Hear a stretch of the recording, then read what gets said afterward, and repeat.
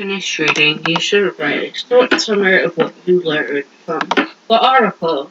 Please take notes while I read. This is by Simonia Sengubuta. Name. Climate change creates winners and losers. Norway is among the winners. Nigeria is among the losers. Those are stark findings by peer-reviewed papers by two Stanford University professors who have tried to quantify the impact of raising greenhouse gases emissions on global inequality. It was published Monday in the Proceedings of National Academy of Sciences. Global temperatures have risen nearly 1 degree Celsius or 1.8 degrees Fahrenheit since the start of the industrial ages. The study was aimed at quantifying the effects that increase has had on national economics, economies, and global weather gap. 4 countries lost out, while rich countries, especially those who have racked up a lot of emissions over the last 50 years, studies found have benefited from global warming. Inequality among nations, which has come down to a lot of recent decades, would have declined far faster and concluded had climate change not been in the mix. It estimated that the gap per capita income in the richer and poorer countries is 25 percentage points larger than it would have been without climate change. The studies relies on earlier research by Marshall Burnock and economics in Stanford. In that earlier work, he found that when temperatures were hotter than average for any reason, economics growth slowed in poorer economies, but accelerated in richer countries. That's because the world's richest countries are by and large already in cooler altitude, while the poor countries are disproportionately concentrated around the equator, where even a slight increase in temperature can be devastating to crops, product, human health, and poor labor productivity.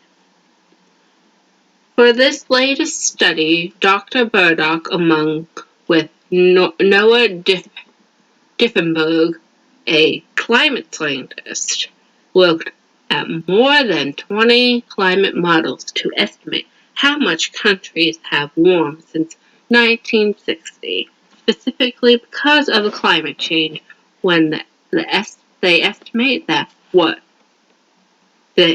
each country's economic performance could have been without such a temperature rise. Most poor countries are poorer today than they would have been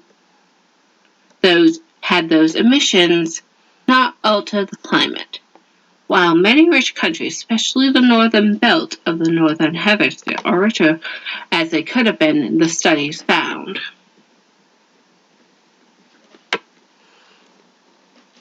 Between 1961 and 2000, climate change dampened per capita income in the world's poorest countries between 17% and 30%. Among the countries hardest hit was some of the largest. India, the world's second most populous country, would have been 30% richer without climate change. The study concluded for Nigeria, the most populous country in Africa, that figure was 29%.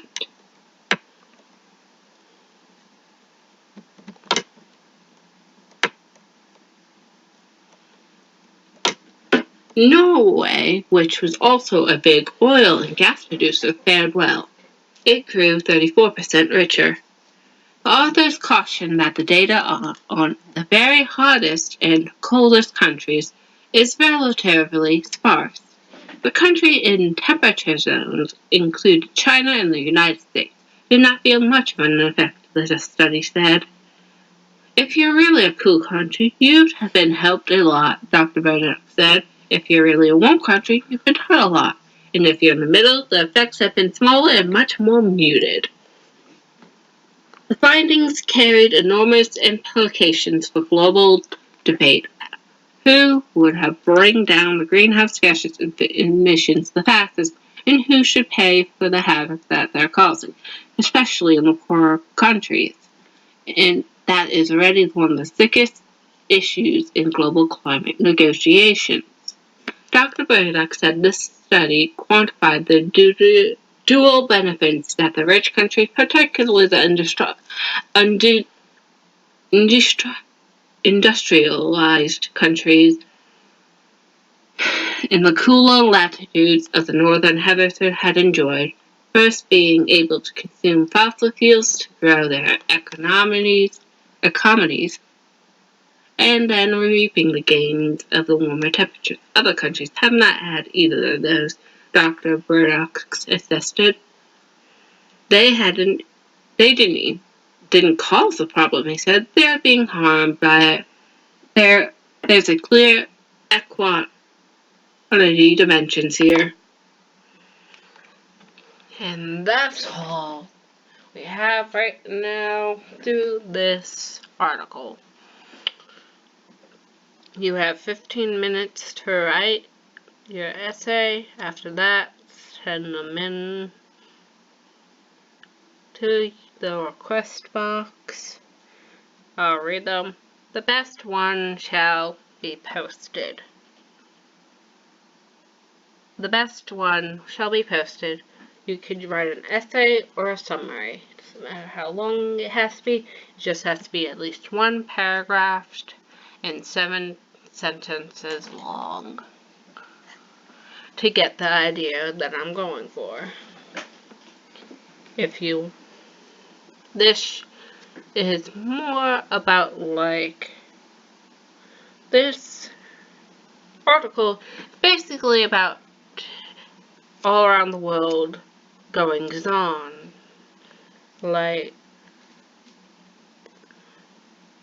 That is going on. We shall be going next over something else sooner. Maybe even starting the books that I've told you will be in the reading list from before. Until then, see you later.